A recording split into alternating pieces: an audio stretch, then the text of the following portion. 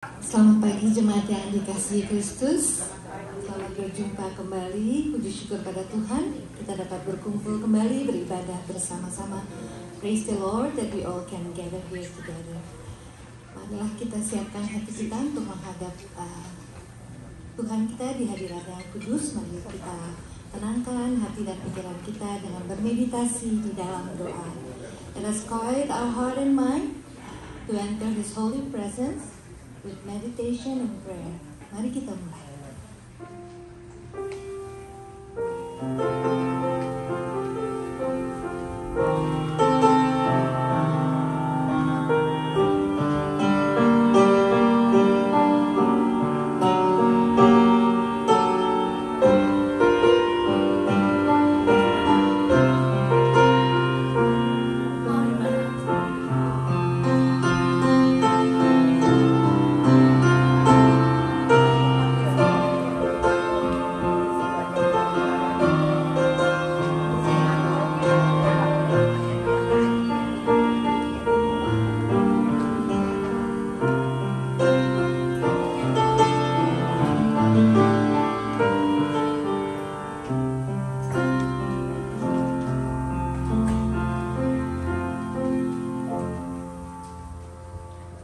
Ayat untuk mengawali ibadah kita pagi hari ini diambil dari kitab Ibrani, pasalnya yang ke-10 ayatnya yang ke-25. Call to worship is taken from the book of Hebrew, chapter 10, verse 25. Saya undang jemaat untuk bangkit berdiri untuk menghormati firman Tuhan. Ibrani 10 ayatnya yang ke-25 berbunyi demikian. Janganlah kita menjauhkan diri dari pertemuan-pertemuan ibadah kita, seperti dibiasakan oleh beberapa orang. Tetapi marilah kita saling menasihati dan semakin giat melakukannya menjelang hari Tuhan yang mendekat. Demikianlah firman Tuhan. Mari kita buka ibadah kita dengan pujian penghormatan. To God be the glory. Segala kemuliaan hanya baginya. Let's praise and worship Him.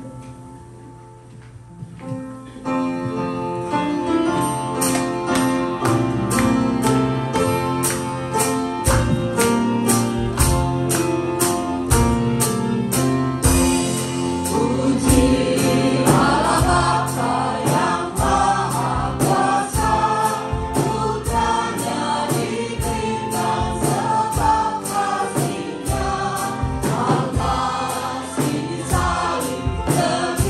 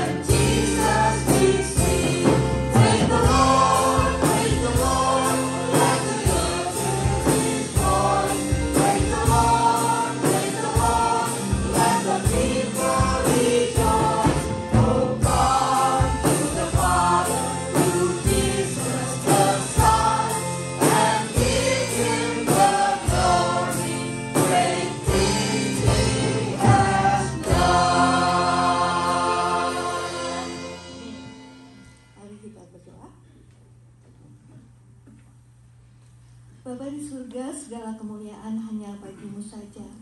Our Heavenly Father, all the glory is only unto you, Lord. Kami ingin memulai ibadah kami hari ini dengan penuh ucapan syukur dan terima kasih ya Tuhan. We want to begin our service today with gratitude and we are giving you thanks. Kami berterima kasih atas kasih-Mu yang tidak berkesudahan. We give thanks for your love that endures forever. Kami berterima kasih atas kasih setia-Mu, atas kemurahan-Mu, atas perlindungan-Mu, atas segala berkat-Mu ya Tuhan. We thank you for your faithfulness, for your mercy, your protection, for all your blessings, Lord. Kami berdoa juga ya Tuhan agar Roh Kudus bekerja di hati kami pada saat ini. Buka hati dan telinga kami untuk menerima firman-Mu. We pray that the Holy Spirit work within us. Open our heart and ears to receive your word. Berkati Pendeta Paul yang akan menyampaikan firman-Mu. Kiranya firman-Mu dapat mengubah kami seperti yang Kau inginkan. Bless Pastor Paul will deliver your words, Lord. May your words transform us into your likeness. Ya Bapa, kami berdoa juga agar Kau juga melawat saudara-saudara kami yang sakit. Kiranya Kau sembuhkan. Yang imannya mulai lemah, Engkau kuatkan. Father God, we pray that you will be with those who can be present here today. May you heal those who are sick. And may you restore those who are weak in their faith. Bapa di surga, kami serahkan ibadah kami ini ke dalam tangan-Mu. Kiranya ibadah kami ini berkenan dan menyenangkan hati-Mu ya Tuhan. Heavenly Father, we lift up our praise and worship into your hands, and may it pleases you. In Jesus' precious name we pray. Amen. Saya persilakan jemaat untuk duduk.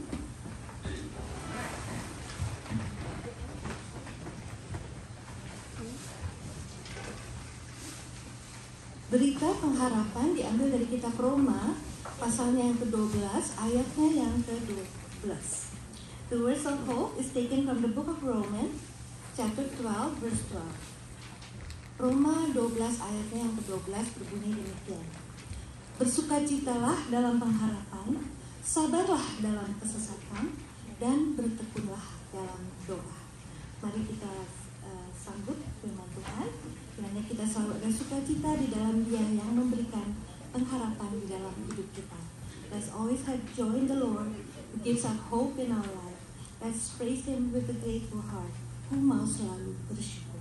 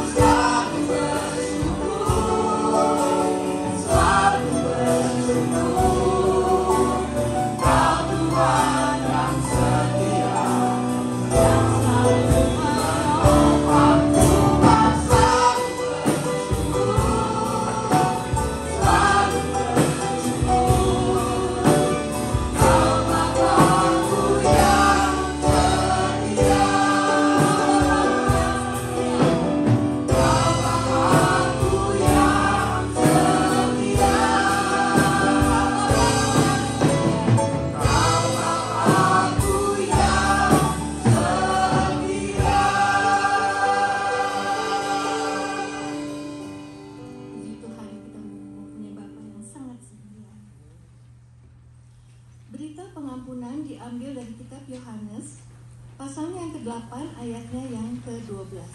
The words of forgiveness is taken from the book of John, chapter 8, verse 12. Yohanes 8 ayatnya yang ke-12 akan saya bacakan. Maka Yesus berkata kepada orang banyak, katanya, "Akulah terang dunia. Barang siapa mengikut aku, ia tidak akan berjalan di dalam kegelapan, melainkan ia akan mempunyai terang hidup." Demikianlah firman Tuhan. Kiranya firman ini mengingatkan kita bahwa Tuhan akan selalu mengangkat kita dari kegelapan, asalkan kita taat untuk mengikutnya.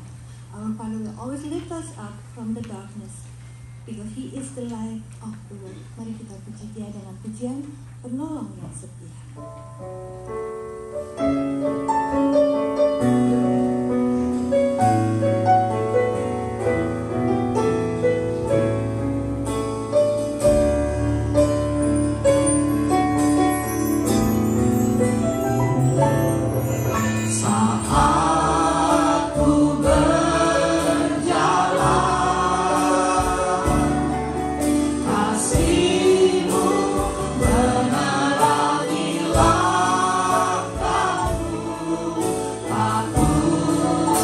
Aku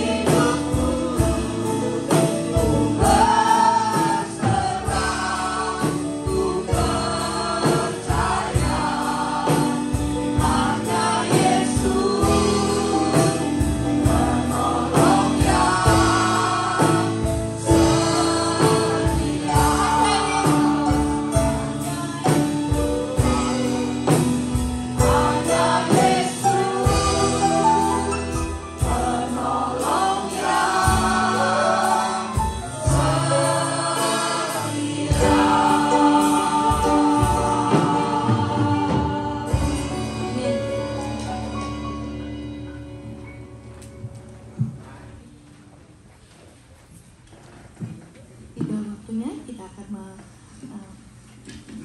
berdoa syafaat dan berdoa pengampunan dosa. Saya persilakan.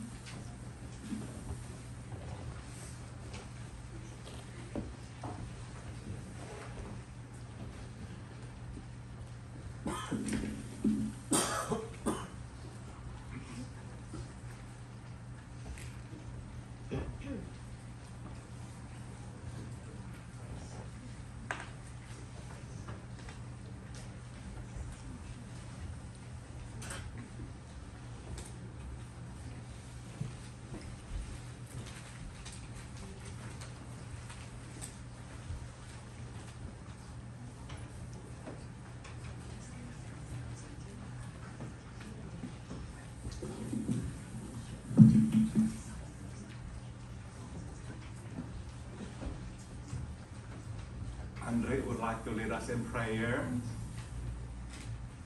Ingatannya Andre makin hari makin berkurang. Her memory is diminishing.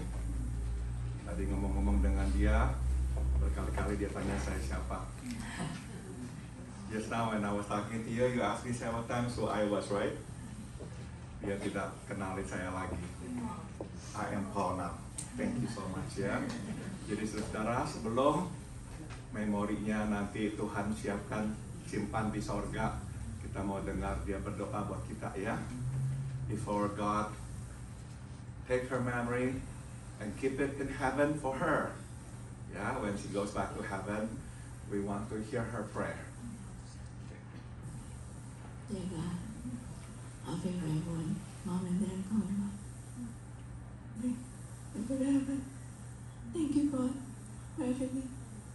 Africa needs them. Amin. Amin ya.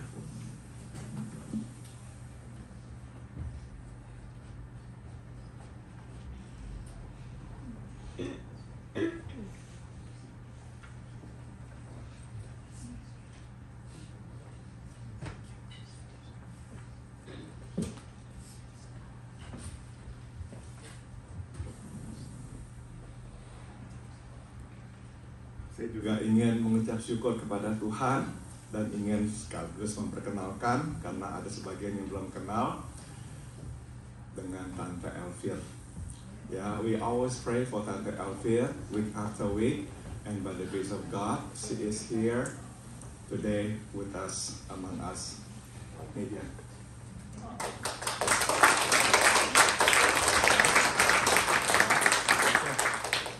She is in constant pain every minute, tapi she is here. Tuhan memberikan kekuatan. Ya. Thank you.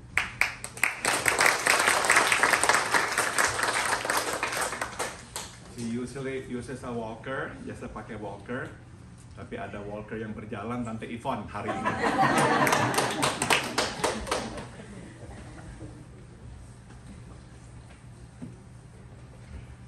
Sebelum berdoa juga saya ingin menyapa sahabat-sahabat kita yang jauh, Om Hein, Om Arif, Tante Betsy. Kami tidak pernah melupakan, kami terus mengingat dan mendoakan. Ya, we want to say hello to our friends far away, Om Hein, Tante Betsy, Om Arif. We don't forget you. You guys are all in our hearts. Mari kita sekarang pujikan nama Yesus. Sebelum kita masuk dalam doa, let us sing the song, the name of Jesus, before we pray.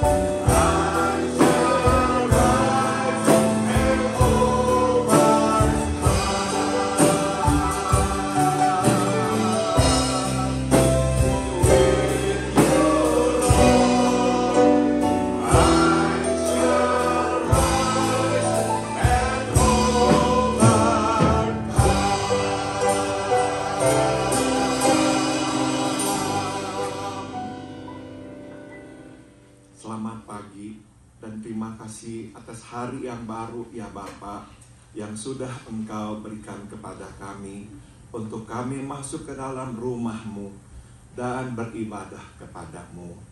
Good morning, our Heavenly Father. And thank you for this new day that you have given us, for us to come into your house and to worship you. Kami menengok ke belakang, kami berterima kasih kepada-Mu atas berkat demi berkat yang Engkau limpahkan atas kami. We look back, Father, and we just want to give you thanks for blessing after blessing that you have bestowed upon us. Kami juga datang kepada-Mu, berterima kasih atas kekuatan yang Engkau berikan kepada kami tak kala kami tengah lemah. We also want to say thank you, Father, for the strength that you gave us in times of weakness.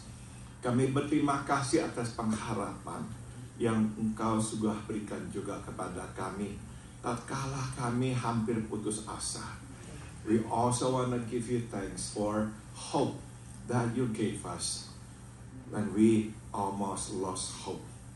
Dan kami berterima kasih tatkala jalan kami hampir sesat, Engkau memegang dan menuntun kami kembali ke jalan-Mu yang benar. And we thank you, Father, when we have almost gone astray, you held our hands and you walk with us again in your path. Kami naikkan doa juga, mengakui kami orang-orang berdosa, ya Tuhan. We also come before you to confess that we are sinners. Kami sudah tahu kehendak-Mu, tapi kami tidak selalu melakukannya. We already knew what your will was, but we did not always obey you. Ampuni kami, ya Tuhan. So we pray, please forgive us. Dan biarlah di hari mendatang, kami hidup sesuai dengan kehendak-Mu. And we pray, may in the days to come, we will live in accordance to your will. Bapa dalam surga, kami mau naikkan syukur bahwa Papa dan Mama Santi, Om Peter dan Tante Shuna sudah ada di rumah, sudah dalam tahap penyembuhan. Kami naikkan syukur atas pertolongan-Mu. We want to give you thanks, Father, because Santi's mom and dad, Om Peter and Tante Shuna, are home now and they are on their way of recovery. Biarlah tangan Tuhan terus menopang dan memberikan kekuatan kepada mereka. May your hands continue to uphold them and give them strength. Kami juga naikkan syukur hari ini kami bisa berjumpa dengan Tante Elvir dan Om Anton. Terima kasih atas kekuatan, bukan saja hari lepas hari, tapi menit demi menit yang Kau berikan terutama kepada Tante Elvir. We want to give you thanks, Father, for allowing us today to worship together with Tante Elvir and Om Anton. We thank you for the strength that you have given her, not day by day, Lord, but minute by minute, and perhaps second by second. Terima kasih, Engkau selalu kucurkan kuasa-Mu atasnya. Thank you, Father, for pouring upon her your power that enable her to be strong. Kami juga naikkan doa bersyukur karena Andri terus masih bisa berdoa. We also want to give you thanks, Father, because Andri can still pray. Kami tahu, ya Tuhan, memori adalah pemberian-Mu. Dan nanti Engkau akan karuniakan kepada kami memori yang paling indah sewaktu kami bersama-Mu di sorga. Heavenly Father, we know that memory is your gift. And we know that you keep it for us, Lord. For us to receive it again when we leave you in heaven. Biarlah Engkau terus kuatkan Andri, tubuhnya maupun secara mental. We pray may you strengthen Andri, both physically and mentally. Kami berdoa juga buat Kopardi. Kesehatannya menurun. Kami mohon biarlah kepadanya kekuatan. Lindungi jangan sampai ada lagi kecelakaan. We pray for our brother Pardi, your Lord. We pray may you continue to protect him, that there will be no more accident. Berilah kekuatan kepada Encik Sinta yang merawatnya hari lepas hari. We pray for strength for our sister Sinta who cares for him day in and day out. Berilah kepada Encik Sinta kekuatan. Give her strength. Berilah kepadanya juga roh dan jiwa yang terus bersuka cita di dalam kesusahan. We pray, may you give her strength and give her joy in times of sadness and sorrow. Kami juga datang kepadamu, terus berdoa bagi saudara-saudara kami seperti Herwi, Anyau, biarlah Engkau terus sembuhkan mereka. We also pray for our sister Herwi and our brother Anyau. May you continue to strengthen them and to heal them. Kami berdoa buat saudara kami Stephanie dan Mira. Juga biarlah Engkau jamah, beri kekuatan dan kesembuhan kepada mereka. We pray for our sisters Stephanie and Mira. May you touch them, heal them, and give them strength, Father. Kami juga berdoa, ya Tuhan, buat tetangga kami Norma, berilah kepadanya terus kekuatan dan kesehatan. We pray for our neighbor Norma. May you strengthen her and keep her healthy. Kami juga mengingat Om Arthur, Pak Gustav, dan Pak Andreas. Biarlah Engkau juga beri kekuatan kepada mereka menjalani perawatan minggu demi minggu. We pray for our brother Om Arthur, Pak Andreas, and Pak Gustav. May you give them strength to go through treatment week after week. Bapak, kami juga berdoa bagi kami semua yang lain yang mempunyai pergumulan, yang mempunyai juga mungkin sakit penyakit. Jamahlah, sembuhkanlah kami. We also want to pray for our brothers and sisters who have other kinds of struggles or perhaps other kind of ailments.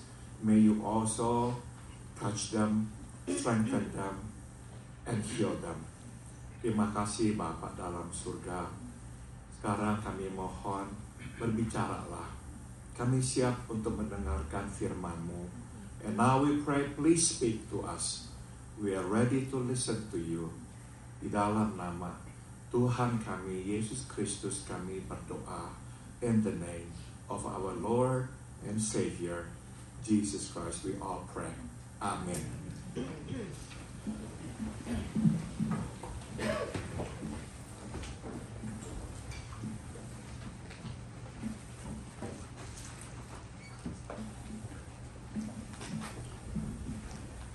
Marilah kita membuka kitab 1 Korintus pasal 1. Will you please turn your Bible to the book of 1 Corinthians chapter 1. 1 Korintus pasal 1.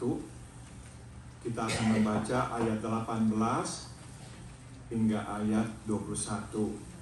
And we are going to read from verse 18 to verse 21. Marilah kita bangkit berdiri untuk pembacaan firman Tuhan. Will you please stand for the reading of the scripture? Saudara, kita membaca secara bertanggapan. Saya baca ayat 18, saudara 19, begitu seterusnya sampai 21. I will read verse 18 and you respond by reading verse 19 and so forth. Sebab pemberitaan tentang salib memang adalah kebodohan bagi mereka yang akan binasa. Tetapi bagi kita yang diselamatkan, pemberitaan itu adalah kekuatan Allah.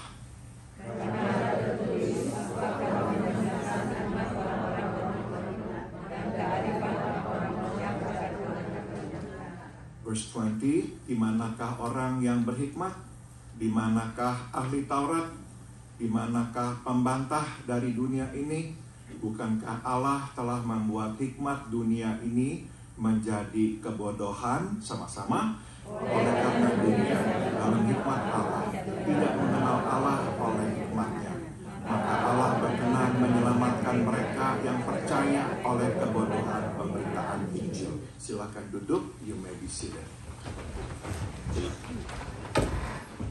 Saudara, kebanyakan kami ini para hamba-hamba Tuhan harus bergumul mempersiapkan firman Tuhan untuk ibadah pada hari Minggu. Most of us pastors must struggle to prepare messages for our Sunday service. Nah, kita semua tahu bahwa khotbah-khotbah ini bukan hanya hasil dari persiapan kami ya, tapi juga terutama buah dari bimbingan dan inspirasi Roh Kudus. We know that these messages are not only products of our studies, but they are also and primarily products of the Holy Spirit's guidance and inspiration. Itu sebab saudara, kadang-kadang kami sudah menerima ya dengan jelas bimbingan dan inspirasi Roh Kudus di awal minggu. Hence, there are times when we have already received the Holy Spirit's guidance and inspiration in the beginning of the week.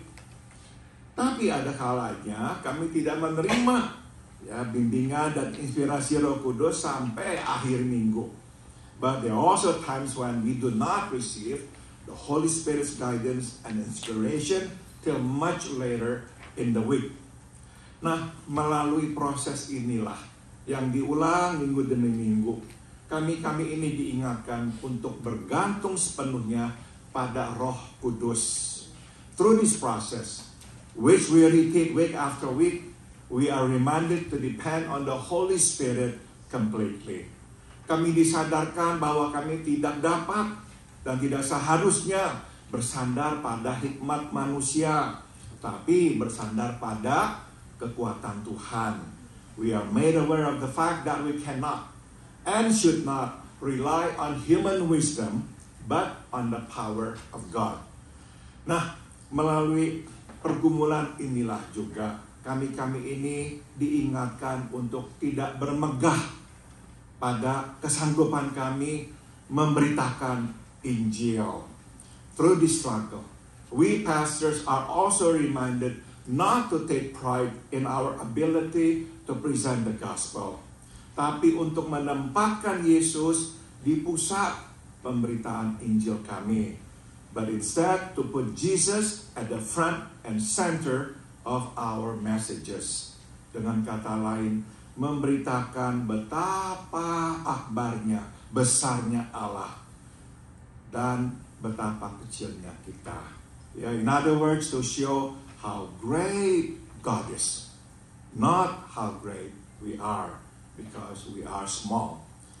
Nah, saudara, di awal pelayanannya, Paulus sudah membuat keputusan untuk memberitakan berita salib, bukan dengan hikmat manusia, tapi dengan kuasa salib. Early in ministry, Paul made a choice not to present the message of the cross with human wisdom, but with the power of the cross. Dia tahu bahwa pekerjaan Tuhan hanya dapat dilakukan dengan kuasa Tuhan. He knew that the work of God could only be done with the power of God. Dan terlebih penting lagi, dia tahu bahwa dalam mengerjakan pekerjaan Tuhan adalah kehendak Tuhan baginya untuk bersandar pada kuasanya, bukan bersandar pada kemampuan manusia. More importantly, he knew that in doing God's work, it is God's will for him to rely on his power, not on man's power. Nah, saudara, Paulus menulis surat ini kepada gereja di Korintus. Paul wrote this letter to the church in Corinth. Saudara, kota Korintus adalah kota pelabuhan dan perdagangan yang didirikan oleh Julius Caesar di tahun 44 sebelum Masehi. Paul wrote this letter to the church in Corinth, a wealthy port city of commerce founded by Julius Caesar in 44 BC. Kota ini berada di negara Yunani. As you know, the city of Corinth is in the country of Greece today. Nah, saudara, di masa pelayanan Rasul Paulus, kota ini telah berkembang menjadi sebuah kosmopolitan dan sangat dipengaruhi oleh budaya dan filsafat Yunani. In the time of Paul, this city had become a major cosmopolitan and was saturated by Greek culture and philosophy. Nah, berhadapan dengan budaya yang canggih ini, Paulus mengkhotbahkan, memberitakan Injil tidak dengan hikmat manusia, tapi dengan kuasa Tuhan. Despite their sophisticated background, Paul preached the gospel not with man's wisdom, but with God's power. Dia tahu bahwa kalau berkhotbah, memberitakan Injil dengan hikmat manusia, hanya akan menggelitik, menyenangkan hati manusia, tapi tidak akan mengubah mereka. He knew preaching with man's wisdom would only be entertaining to them, but it would not change them. Saudara, berita dan kuasa salib bukan pikiran dan kuasa manusia yang dapat mengubah kehidupan. It is the message and the power of the cross, not the thought and the power of man, that changes life. Itu sebab Paulus berkata di ayat ke-18, karena berita salib adalah kebodohan bagi orang yang akan binasa, tapi bagi yang diselamatkan, berita salib adalah kekuatan Allah. For the message of the cross is foolishness to those who are perishing, but to us who are being saved, it is the power of God. Berita salib adalah kuasa Allah, kuasa yang mengubah hidup manusia. The message of the cross is the power of God, the power that changes life. So, waktu kita berbicara tentang hidup yang diubahkan, perubahan yang dimaksud adalah perubahan karakter dan nilai-nilai kehidupan. You see, when the Bible talks about a changed life, it talks about a changed character and a changed set of values. Dengan kata lain, saudara, perubahan di dalam. Simply put, an inside change. Kita tahu betapa sukarnya mengubah karakter dan nilai-nilai hidup. We all know how difficult it is to change character and values. Lebih mudah mengubah perilaku, yaitu perubahan di luar. It is far easier to change behavior outside change. Itu sebab kita sering berkata, hanya Tuhan yang dapat mengubah karakter dan nilai-nilai hidup. Only God can change character and values. That's what we often say. Saya dilahirkan dan dibesarkan di keluarga Kristen. I was born into a Christian family. Saya sudah kecil sudah pergi ke sekolah minggu dan bahkan ke sekolah Kristen. I went to Sunday school and Christian schools. Sejak kecil saya sudah tahu kekristenan dan Alkitab. Since early on I was exposed to Christianity and the Bible. Jadi saya tahu cukup banyak. So I knew quite a lot. Tapi disinilah letak bahayanya. But there lies the danger. Karena saya tahu Alkitab dan kekristenan, dan saya tahu bagaimana bernyanyi dan berdoa, saya berpikir saya tahu atau kenal Tuhan. Because I knew the Bible and Christianity. And I knew how to sing and pray. I thought I knew God. Sebenarnya tidak. The truth is no. Saya tidak kenal Tuhan. Sebab untuk mengenal Tuhan itu berarti saya mesti mempunyai hubungan pribadi dengan Tuhan. Yang saat itu tidak saya miliki. I did not know God because to know God means I have a personal relationship with Him, which I did not then. Saya tahu ada Tuhan. Saya tahu Dia menciptakan dan memerintah semesta alam ini. I knew there was a God and that He created and governed this universe therein. Tapi saya tidak memberikan kepadanya tempat dalam hidup saya untuk memerintah diri saya. But I did not let Him govern my life. Sebenarnya adalah saya tidak peduli dengan kehendaknya atau rencananya. The fact is, I did not really care for His will and His plan. Apalagi menaatinya, much less to obey Him. Saudara, saya baru mulai berubah. Karakter saya dan nilai-nilai hidup saya sewaktu saya mempunyai hubungan pribadi dengan Tuhan. You see, I only began to change my character and my values when I had a personal relationship with Him.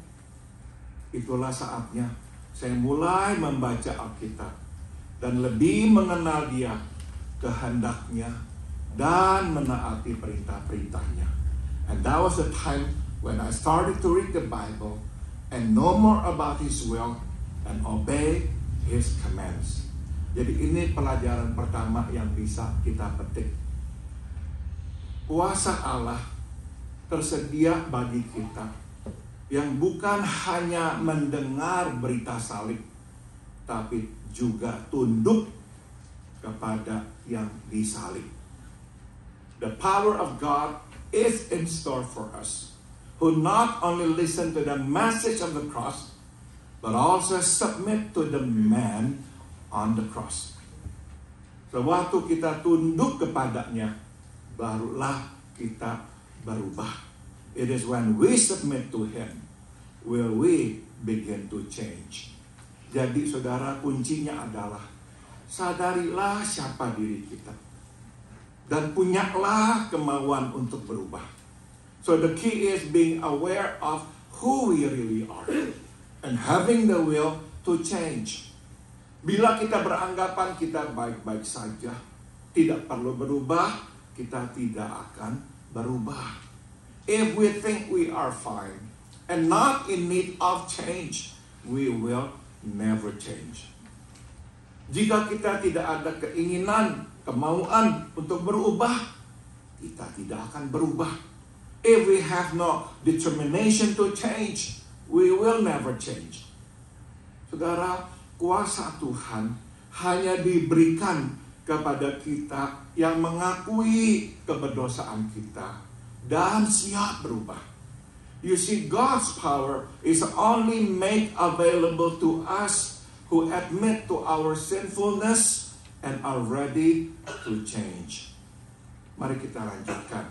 Let's continue. Paulus berkata bahwa bagi yang akan binasa, yang memilih hidup dalam dosa, yang tidak peduli dengan Tuhan dan kehendaknya, berita salib adalah kebodohan. Paul says that to those who are perishing, who choose to live in sin and not care about God and His will, the message of the cross is foolishness.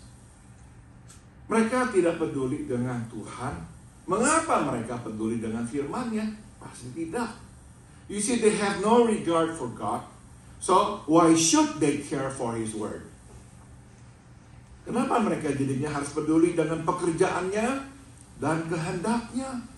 Why should they care for His word and His will? Bagi mereka apapun tentang Allah tidak ada nilainya dan tidak ada artinya. To them, everything about God has neither value nor meaning. Ada orang, saudara, yang akan berpikir bahwa kita ini orang yang percaya pada Allah adalah orang yang bodoh. You see, there are those who think that we, believers in God, are ignorant. Mereka tidak bisa mengerti mengapa kita ini yang hidup di abad ke-21 kok masih percaya pada Tuhan. They cannot understand why we, modern men who live in the 21st century, can still believe in God. Ada juga yang menertawakan konsep tentang dosa. There are those who laugh at the idea of sin. Mereka berkata selama kita tidak merugikan orang, kita baik-baik saja. They say as long as we do not hurt others, we are fine. Ada juga orang yang tidak bisa menerima kenyataan bahwa Tuhan menuntut pertanggungjawaban kita. Karena bagi mereka, kita hanya bertanggung jawab kepada diri sendiri. There are also those who cannot accept the fact that God holds us accountable. Because to them, we are only accountable to ourselves. Dan daftar ini masih panjang. And the list goes on. Intinya adalah bagi mereka ajaran-ajaran tentang Allah dan perintah-perintahnya, tentang Yesus dan kematiannya di kayu salib untuk menebus dosa kita, itu semuanya tidak masuk akal. The point is, to them, all these teachings about God and His commands and about Jesus and His death on the cross to save us from sin are just ridiculous. Paulus mengutip dari Yesaya 29 ayat 14. Aku akan menghancurkan hikmat orang bijaksana dan kecerdasan orang yang pintar aku akan kacaukan. Paul reminds them, quoting from Isaiah 29 verse 14, I will destroy the wisdom of the wise, the intelligence of the intelligent I will frustrate. Apa artinya? What does it mean? Apakah Allah akan menghancurkan hikmat orang bijaksana dan kecerdasan orang yang pintar? Mengapa? Why does God want to destroy the wisdom of the wise and frustrate the intelligence of the intelligent? Apakah Tuhan tidak suka dengan orang yang bijaksana dan cerdas? Is God opposed to the wise and the intelligent? Jawabnya adalah tidak. Kan ya? The answer is no. It's not that. Saudara, Tuhan tidak menghancurkan orang bijak karena berhikmat. Dan Tuhan tidak mengacaukan orang cerdas karena pintar. God does not destroy the wise for being wise and frustrate the intelligent for being intelligent. Tuhan hanya menghancurkan orang yang menggunakan hikmatnya dan kecerdasannya untuk tujuan yang jahat dan untuk menolaknya. God only destroys those who use their wisdom and intelligence for evil purposes and for rejecting Him. Kita tahu, saudara, Tuhan tidak menghancurkan Yusuf, Daniel, dan bahkan Paulus yang berhikmat dan cerdas. As we know, God did not destroy Joseph and Daniel and even Paul for being wise and intelligent. Ada beberapa cara untuk mendefinisikan kecerdasan. There are several ways to define intelligence. Misalnya, saudara, Howard Gardner, seorang psikolog keluaran Harvard, mendefinisikan kecerdasan sebagai potensi untuk memproses informasi guna memecahkan masalah atau menciptakan produk yang bernilai. Howard Gardner, the Harvard-trained psychologist, defines intelligence as potential to process information, to solve problems, or create products that are of value. Saya mendefinisikan kecerdasan sebagai kemampuan untuk melihat.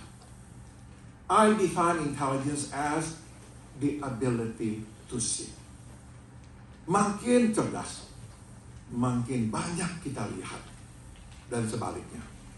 The more intelligent we are, the more we will see, and vice versa. Dan inilah jadinya pelajaran kedua yang bisa kita petik. So here's then the second lesson that we can learn. Gunakanlah hikmat dan kecerdasan untuk melihat Allah. Use wisdom and intelligence to see more of God. Pelajarilah, ketahuilah lebih banyak lagi tentang keberadaan Tuhan. Dan pahamilah bagaimana Tuhan itu bekerja. Get to know His existence and understand how He works. Bagi orang yang ingin mengenal Tuhan, maka Tuhan akan menyatakan dirinya. You see, to those who want to know Him, God will reveal Himself. Makin kita rindu mengenalnya dan mempunyai relasi dengannya, makin Dia menyatakan dirinya kepada kita.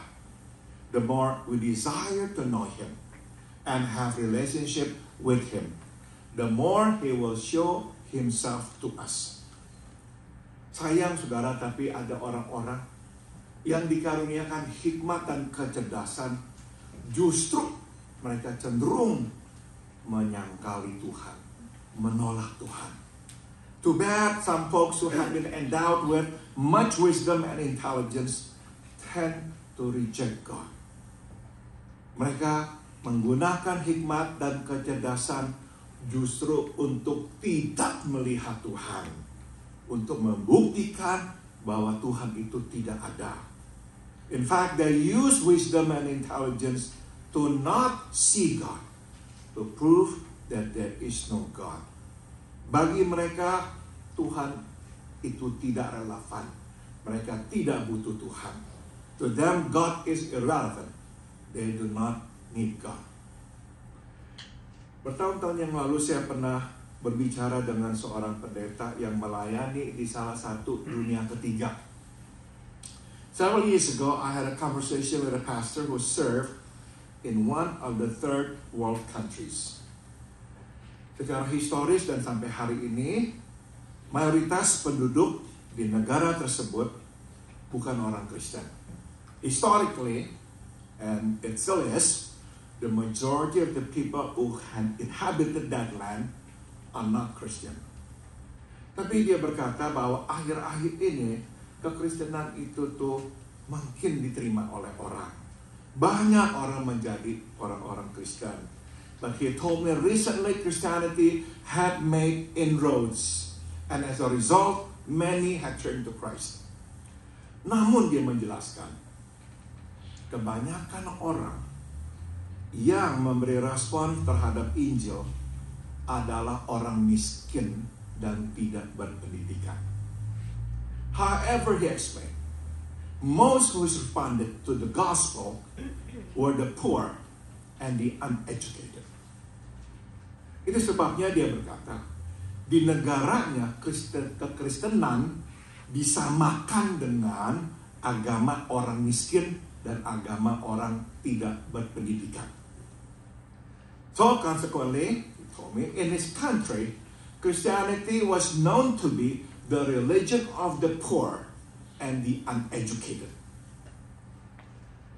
Nah, kata dia, itu membuat orang yang kaya dan yang berpendidikan tidak rela menjadi orang Kristen. Karena menjadi orang Kristen diasosiasikan dengan menjadi orang miskin dan tidak berpendidikan. And that had made the rich and the educated resistant to the gospel, he said.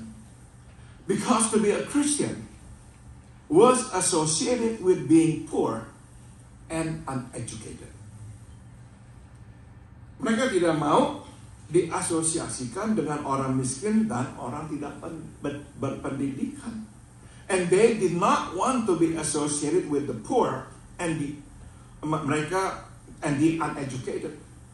Mereka hanya mau diasosiasikan dengan orang yang berhikmat, yang cerdas, dan yang kaya. They wanted to be associated with the wise, the intelligent, and the wealthy. Saudara, lewat Alkitab kita tahu Allah mempedulikan orang yang dikucilkan dan dikecilkan. Dan biasanya itu termasuk orang yang miskin dan tidak berpendidikan.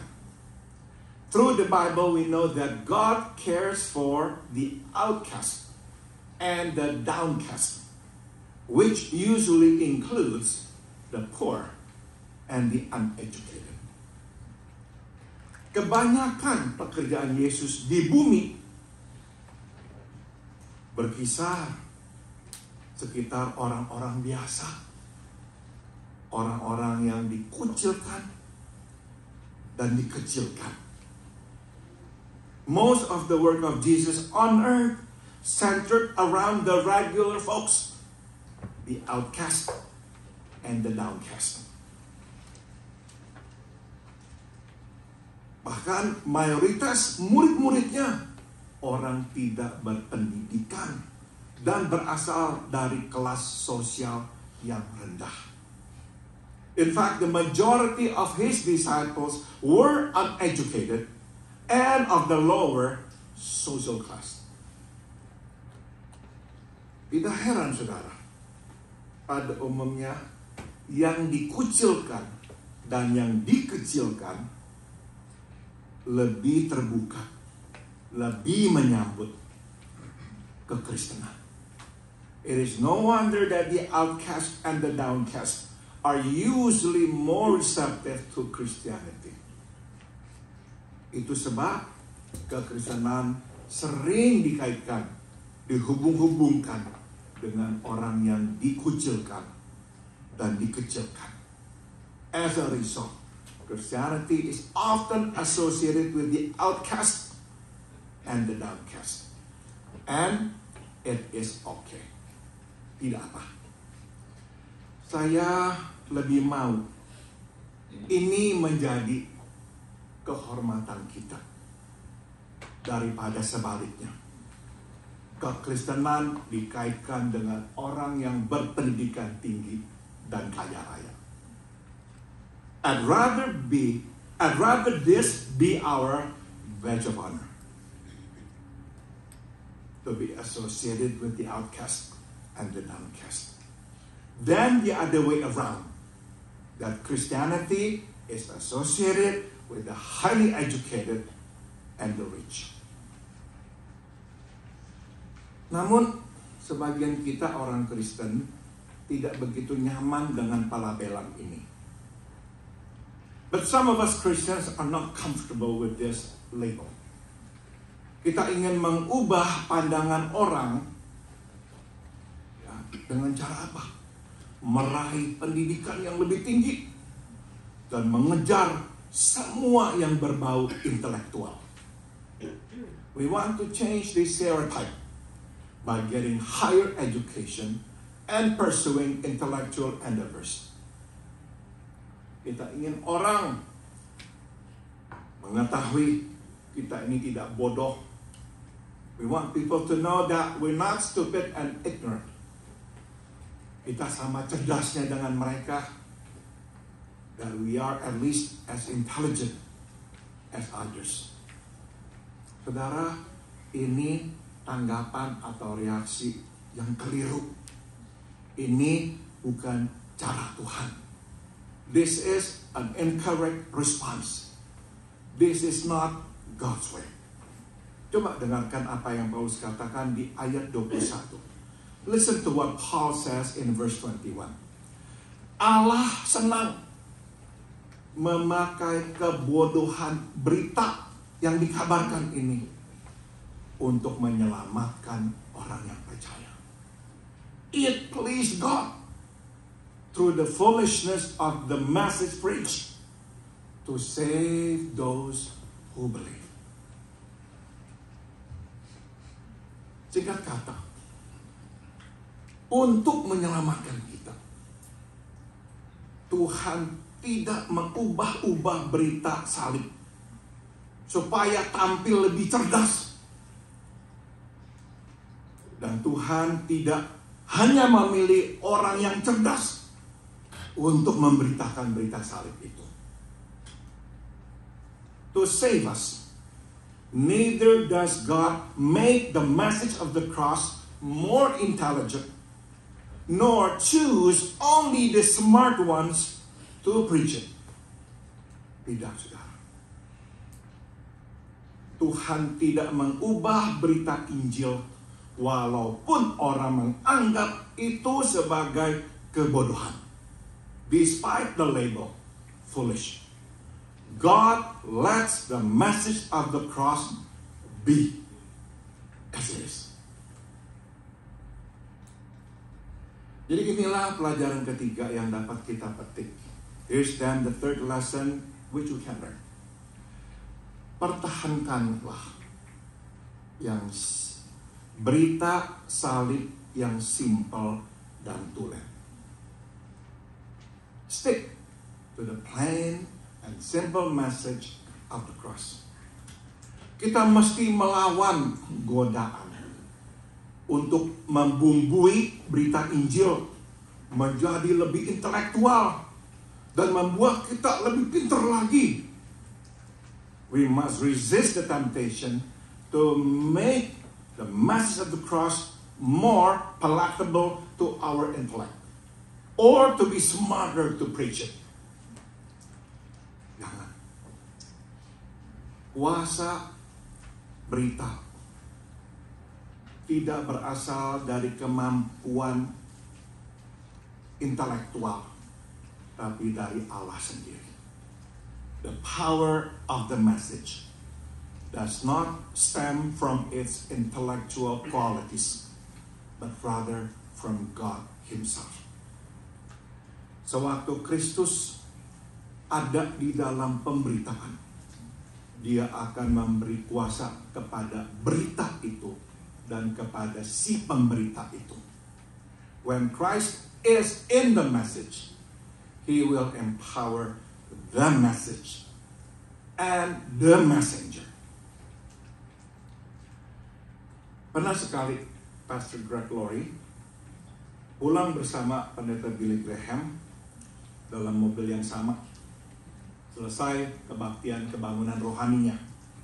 Once Pastor Greg Laurie joined Billy Graham in the same car after his crusade.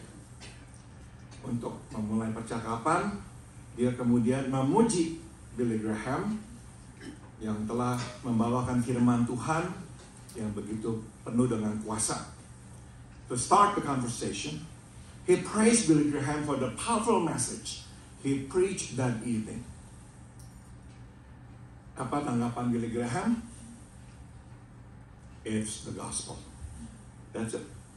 To which Billy Graham just responded, it's the gospel. Itu berita Injil. Dia ulang lagi, jawaban Billy Graham sama. Iya, itu berita Injil. Greg Laurie repeated again the compliment, and Billy Graham repeated again the same answer. It's the gospel.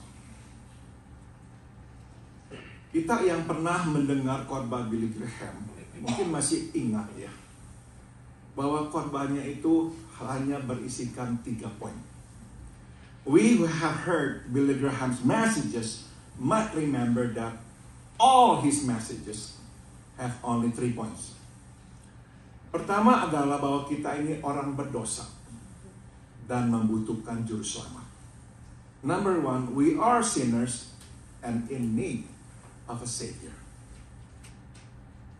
Kedua, Yesus itu adalah juru selamat yang sudah mati buat dosa kita. Secondly, Jesus is the Savior who died for our sins. Dan poin ketiga, kita mesti mengambil keputusan, memohon pengampunannya, dan menerimanya masuk ke dalam hidup kita. We must make the decision to ask for His forgiveness and to accept Him into our lives. Itulah Injil. That's it. That's the gospel. Tidak ada lagi penjelasan lain tentang khotbah yang penuh kuasa itu. No other explanation for the powerful preaching. Sebelum saya akhiri, saya ingin tinggalkan saudara dengan perenungan ini. Before I conclude, let me leave you with this thought. Sudah tentu ada waktu dan tempat untuk diskusi intelektual, pendidikan yang tinggi, dan hikmat manusia. There is of course time and place for intellectual discussion, higher education, and wisdom of man. Seperti saya katakan tadi, Allah tidak menentang semua itu. As I said earlier, God is not opposed to it. Dia hanya tidak suka dengan orang yang menyalahgunakannya. He's only opposed to the wrong use of it. Nah, setelah saya katakan ini yang saya ingin katakan. Having said that, let me say this though. Saudara, pada kenyataannya, hanya sedikit orang yang percaya pada Yesus gara-gara diyakinkan secara intelektual. Only a handful of people believe in Jesus because of intellectual persuasion. Kebanyakan orang percaya pada Yesus karena melihat kebenaran dari berita Injil itu dan melihat kuasa berita Injil itu. Lain dari melihat hidup yang diubah oleh berita Injil itu. Most believe in Jesus as a result of seeing the truth of the message of the gospel. The power of the gospel, along with lives changed by the gospel. Singkat kata, sebetulnya kita hampir tidak bisa meyakinkan orang untuk menjadi orang Kristen. Tidak bisa. Simply put, we can hardly convince others to become Christian. Mereka hanya akan mempertimbangkan untuk menjadi orang Kristen bila melihat kebenaran dan kuasa Allah yang mengubah hidup, yang menyembuhkan, yang memberi pengharapan, yang memberi kekuatan, yang mengampuni, dan yang mengasihi.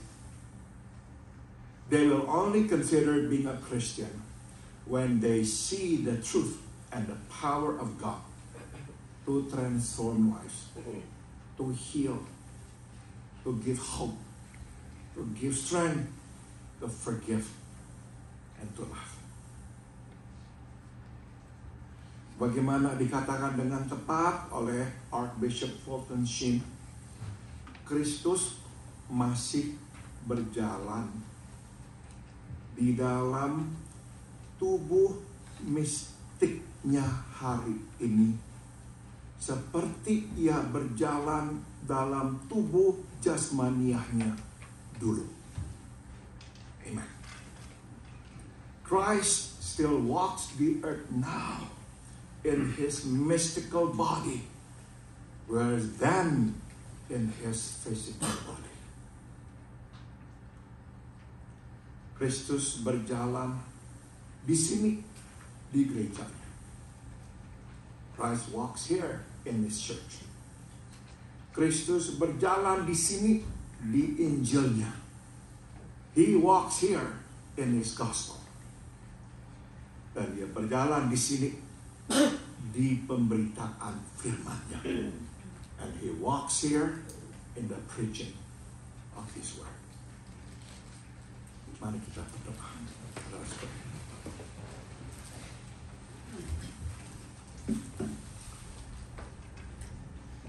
Saudara sudah mendengar pemberitaan firman Tuhan. Sekarang saya ingin memberikan kesempatan dalam hati saudara. Bila saudara ingin berkata, saya mau percaya dan mengikut Yesus, katakan itu antaramu dan Tuhan. You have heard the message of the gospel today. And if now you want to say, I want to believe in Jesus and follow him, say it to Him quietly in your heart.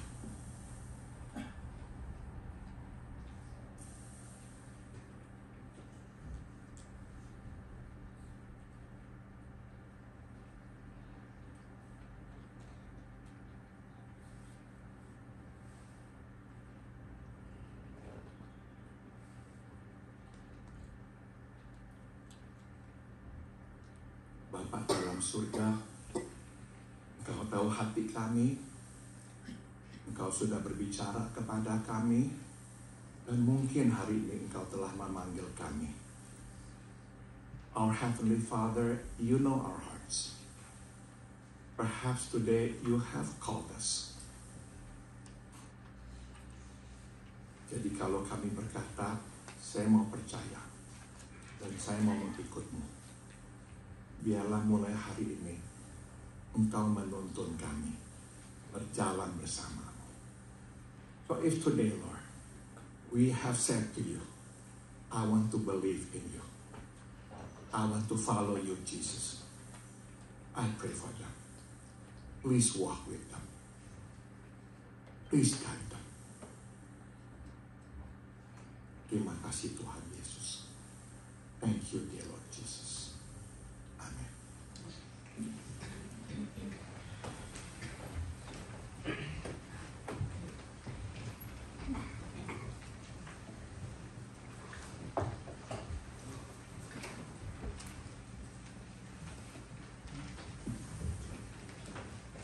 Terima kasih Pendeta Paul untuk firman Tuhan-Nya.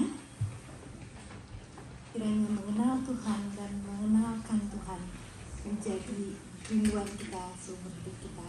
May knowing Him and not having been correct, Jesus be known to others, be our desire. Kita puji syukur ya, Tuhan tidak hanya memakai orang-orang yang cerdas saja, jadi orang-orang yang kurang-kurang cerdas seperti saya bukan dipakai Tuhan selalu. Mari kita sambut firman Tuhan dengan pujian Guilty is the Lamb. Saya undang jemaat untuk bangkit berdiri.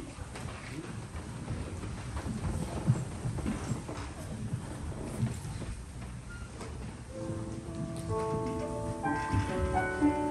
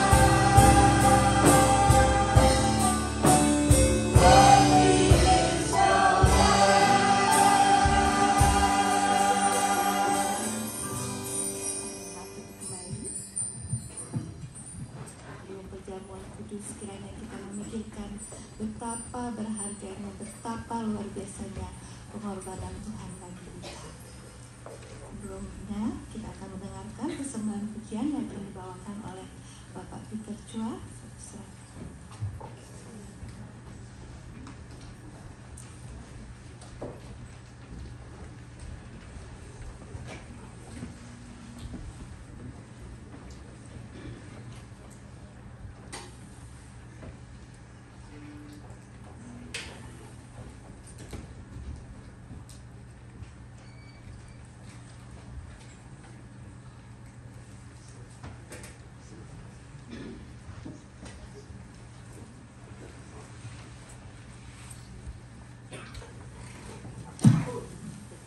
Lagu ini mengajarkan kita untuk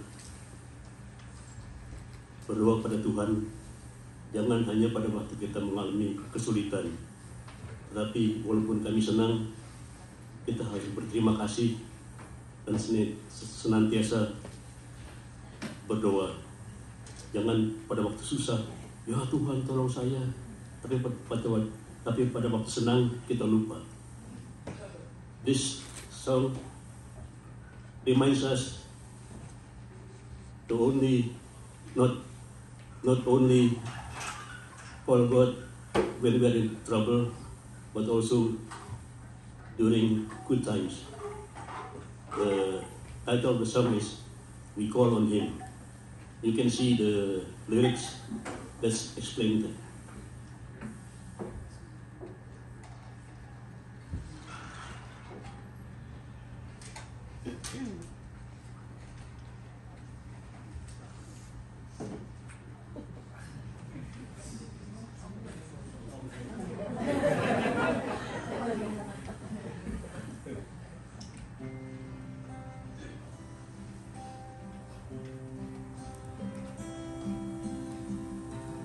We call on Him whenever storm clouds gather.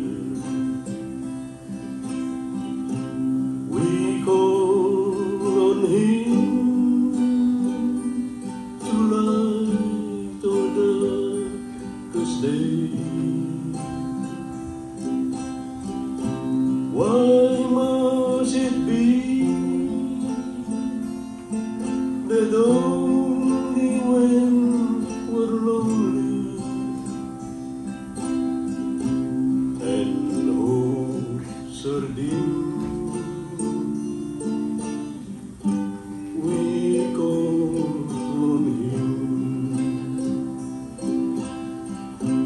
Why don't we call on Him before we lose our way? To count our blessings and thank Him while we may. We call on Him when no one else will answer. We ask of Him reason to go on. When a cup of joy becomes a cup of sorrow, filled to the brim, we call on Him. Why don't we call on Him before we lose our way? To count our blessings and thank Him while we may.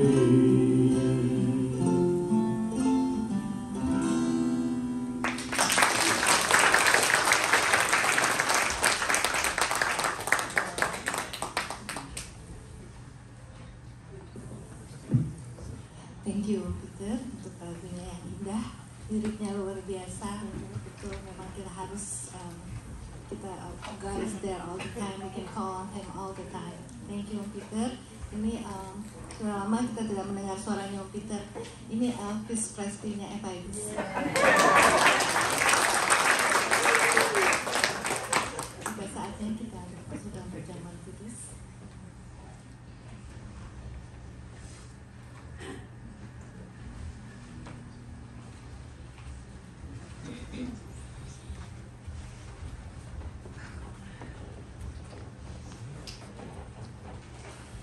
Saya mengundang saudara yang sudah percaya kepada Tuhan Yesus Kristus sebagai Juru Selamat saudara untuk mengambil bagian di dalam perjamuan kudus ini. I like to invite all of you who believe in Jesus as your Lord and your Savior to take part in this Holy Communion. Kita akan bacakan firman Tuhan dari 1 Korintus pasal 11.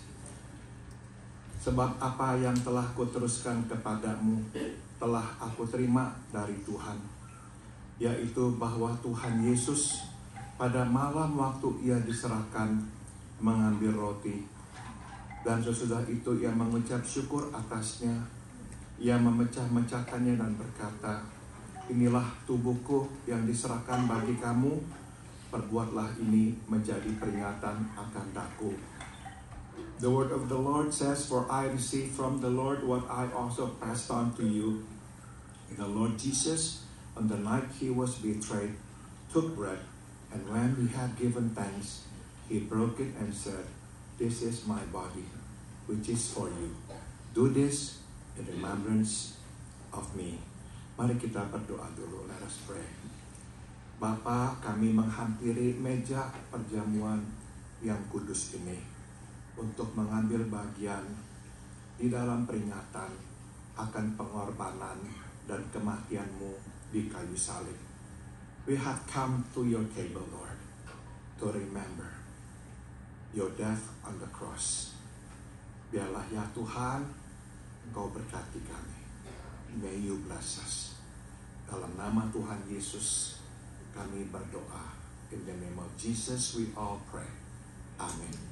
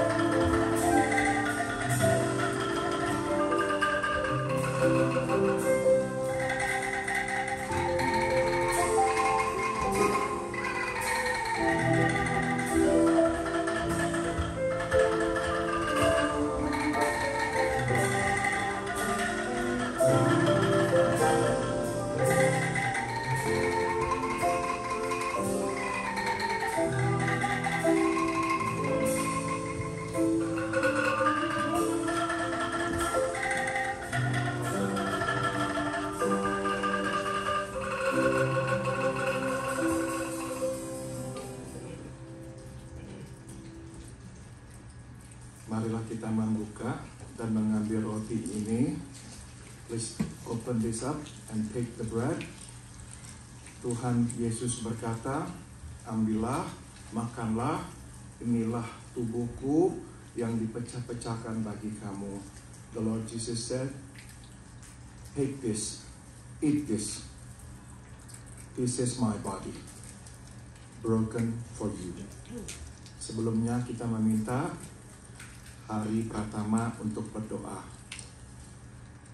Terima kasih Bapak untuk perjamuan pagi ini. Dan ingat akan kasih-Mu yang besar. Terima kasih untuk bimbingan kami dalam hari-hari ke depan. Bapak, kami banyak dosa, bimbing selalu dalam bimbingan-Mu Tuhan. Biar kami turut mengikuti akan firman-Mu dalam kehidupan kami. Terima kasih Bapak, dalam nama Yesus Kristus. Amin. Mari kita mengakukannya.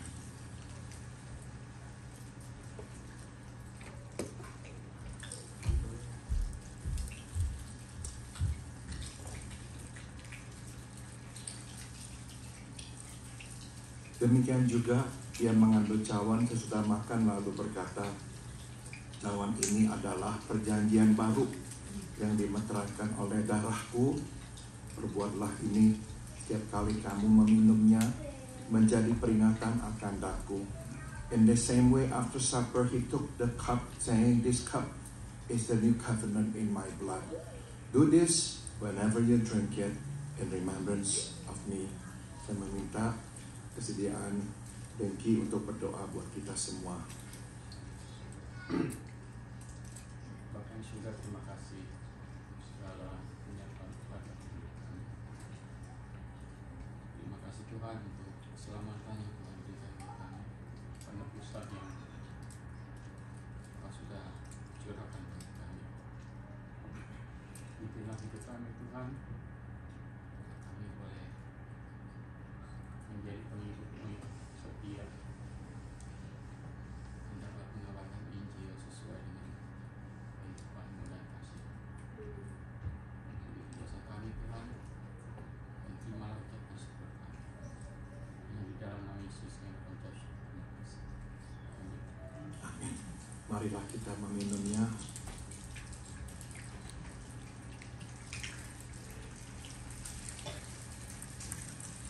Firman Tuhan berkata, sebab setiap kali kamu makan roti ini dan minum cawan ini, kamu memberitakan kematian Tuhan sampai Dia datang. For whenever you eat this bread and drink this cup, you proclaim the Lord's death until He comes. Mari kita berdoa. Let us pray. Bapa, Engkau mengutus putramu Yesus mati di kayu salib untuk menebus dosa kami.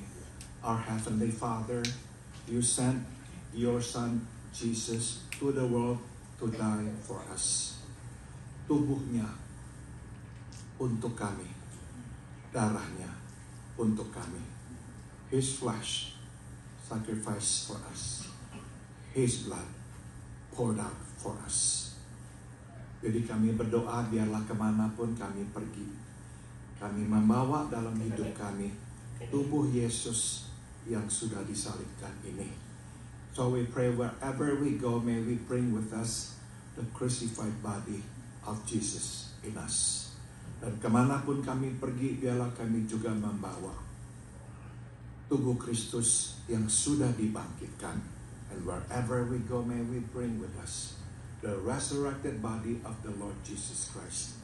Di dalam nama Tuhan kami Yesus, kami berdoa. In the name of our Lord Jesus Christ, we all pray. Amen. Amen.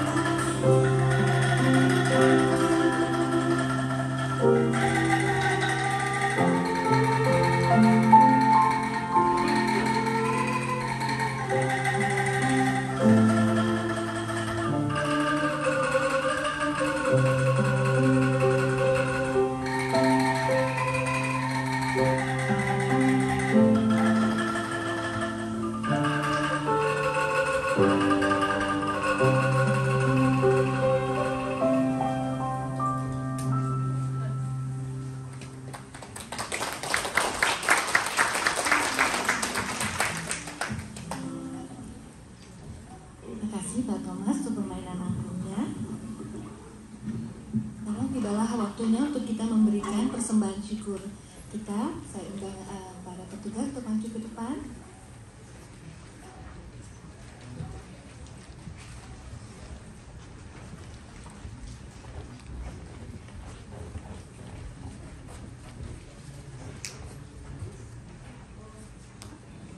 Meminta saudara Eina untuk membawakan doa persembahan.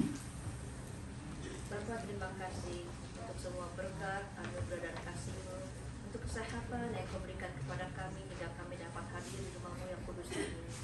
Bapak, saat ini kami juga mau memberikan persembahan kami untuk berkat-berkat yang telah Kau berikan bagi kami.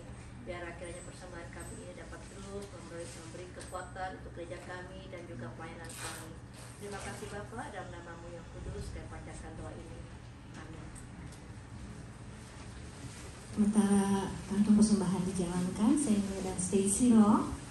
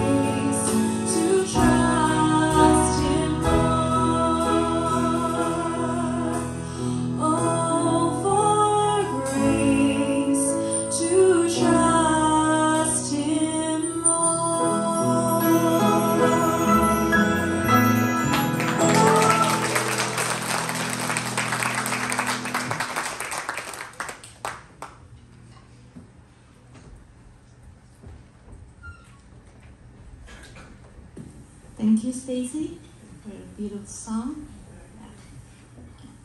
Alangkah indah dan manisnya kalau kita menyerahkan hidup kita kepada Tuhan.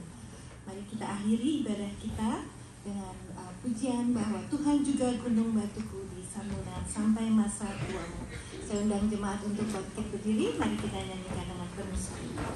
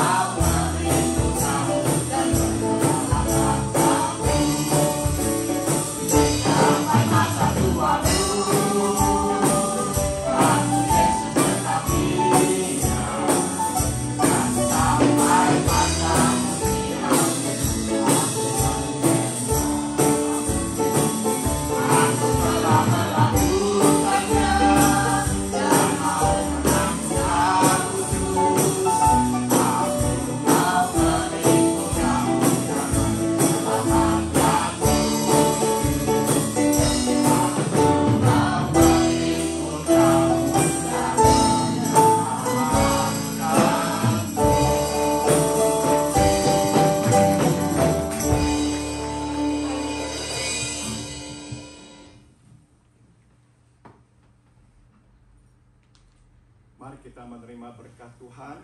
Let us receive the benediction. Biarlah kasih karunia dari Tuhan kita Yesus Kristus, may the grace of our Lord Jesus Christ, biarlah kasih yang tak berkesudahan dari Allah Bapa, may the unceasing love of God the Father, dan biarlah persekutuan serta kekuatan dari Roh-Nya yang kudus menyertai kita sekalian. And may the fellowship and the power of His Holy Spirit be with us all dari sekarang sampai kita berjumpa dengan Tuhan kita Yesus di sorga nanti. From now on until we see Him face to face in heavens above. Amen.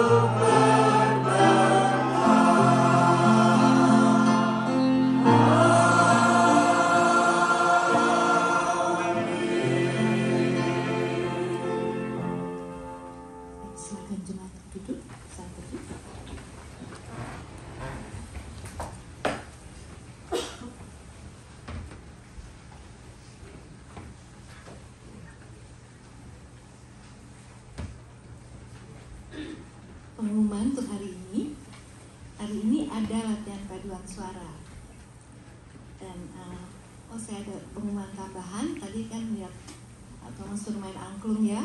Kami juga mempunyai diberikan 1 set angklung. Jadi bagi Bapak Ibu yang berminat untuk belajar angklung, tolong daftarkan namanya kepada saya, dan nanti Pak Thomas yang akan mengajarkan kita. Nanti waktu dan tempatnya kita tentukan ya. Tapi kita mainnya nggak semua begini, mainnya satu-satu ya. Jadi jangan takut. Satu orang pegang satu, belum seperti Pak Thomas begini ya. Jadi kalau ada yang berminat, sangat mudah, sangat indah nantinya. Jadi bisa mendaftarkan namanya di saya, dan nanti kita akan belajar sama-sama. Pak Thomas yang akan mengajarkannya. Terima kasih Pak Thomas. Terima kasih bagi mereka yang sudah ambil bagian dalam pelayanan hari ini. Tuhan memberkati. Dan apakah ada yang baru pertama kali hadir? Gereja kami, gereja kita, ada yang baru? Ada ya? Oke. Kami mengucapkan selamat hari ulang tahun kepada Kersa Selwaji pada tanggal 6 Februari. Ibu Syafah Masunaga tanggal 6 Februari. Ibu dari Joseph ya? Wina, ibu dari Wina. Okay. Dan Randy Monica, Ibu El Sumaro tanggal 9 Februari, dan Ibu Francine Tarorek tanggal 10 Februari. Happy birthday, Tuhan memberkati. Dan kehadiran persembahan semua dapat dilihat di screen, juga pelayanan untuk minggu yang akan datang.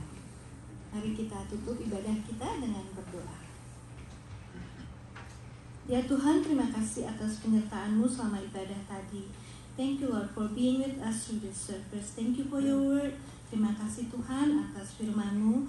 Kiranya mengenal Engkau melalui Injil-Mu menjadi kerinduan kami selalu ya Tuhan.